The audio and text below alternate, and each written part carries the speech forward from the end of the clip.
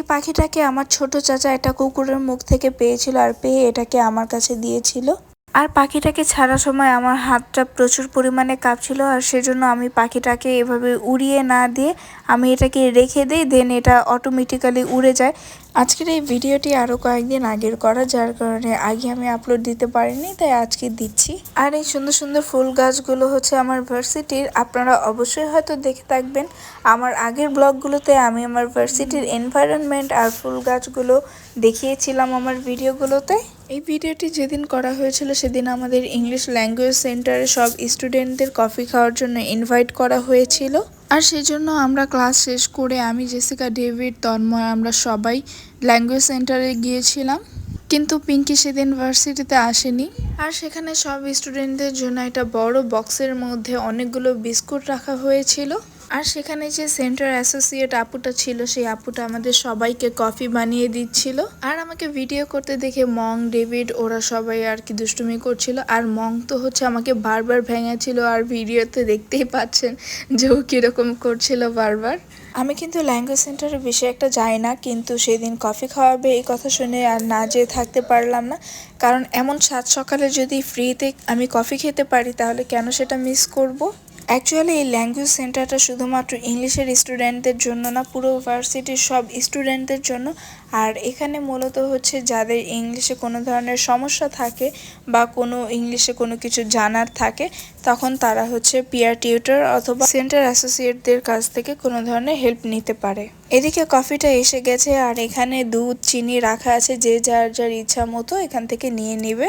কিন্তু ডেভিড আমাকে ইচ্ছাকৃতভাবে চিনি দেয়নি। আমি যখন ফার্স্ট কফিটা মুখে দিই তখন এত পরিমাণ তেতো ছিল, তো যাই হোক ও এটা ইচ্ছাকৃতভাবে করেছে আমার সাথে। তবে কফিটা খাওয়ার সময় পিঙ্কিকে অনেক বেশি মিস করছিলাম, কারণ সেদিন পিঙ্কি আসেনি। আর পিঙ্কির একটা অভ্যাস হচ্ছে ও সকালে ঘুম থেকে উঠতে সবসময় লেট করে ফেলে। তবে এই কফি খাওয়া নিয়ে আপনাদের সাথে একটা সিক্রেট বিষয় শেয়ার করব, সেটা হচ্ছে আমরা যখন কফি খাচ্ছিলাম তখন আমাদের পাশে একটা মেয়ে বসেছিল, তো ও হচ্ছে কফির মধ্যে গুঁড়ো দুধ ইচ্ছা মতো নিচ্ছিল, আর এমনভাবে নিচ্ছিল তখন আমার মনে হচ্ছিল যে আসলে কোনো জিনিস ফ্রিতে পেলে বাঙালি সেটা এমনভাবে অপচয় করতে থাকে।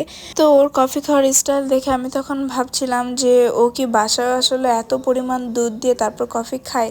এটা তো কখনোই না, আসলে ফ্রিতে পেয়ে এরকমভাবে নিচ্ছিল।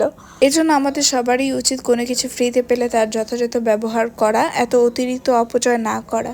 আর আমরা যখন কফি খাচ্ছিলাম তখন ইংলিশ ডিপার্টমেন্ট সহ অন্যান্য ডিপার্টমেন্টের স্যার ম্যাডামরা সবাই এসেছিল, আর সব স্যার ম্যাডামরাই অনেক বেশি ফ্রেন্ডলি, সবাই আমাদের সাথে কথা বলছিল। যাই হোক কফিটা অনেক বেশি মজা হয়েছে, তবে ফ্রিতে খাওয়ালেও কফিটা অনেক বেশি ভালো ছিল। আর এদিকে ক্লাসের মাঝখানে অনেক টাইম গ্যাপ থাকে, যার কারণে আমরা ল্যাঙ্গুয়েজ সেন্টারে বসে টাইম স্পেন্ড করছিলাম।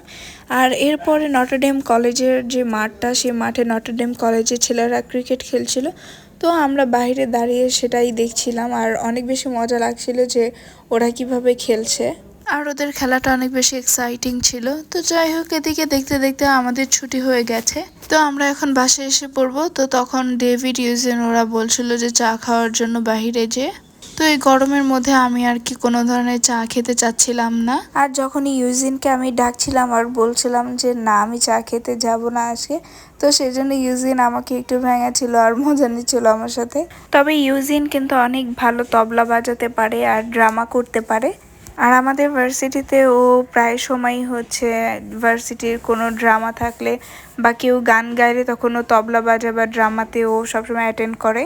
আর এদিকে আমি কয়েকদিন ধরে ভাবছিলাম যে আমার পাখিগুলোকে আমি ছেড়ে দিব, তো সেজন্য আমি ভেবেছি যে আগে আমি একটা পাখিকে ছাড়ি, তো দেন হচ্ছে আমি অন্য পাখিগুলোকে ছেড়ে দিব ওটার অবস্থা বুঝে।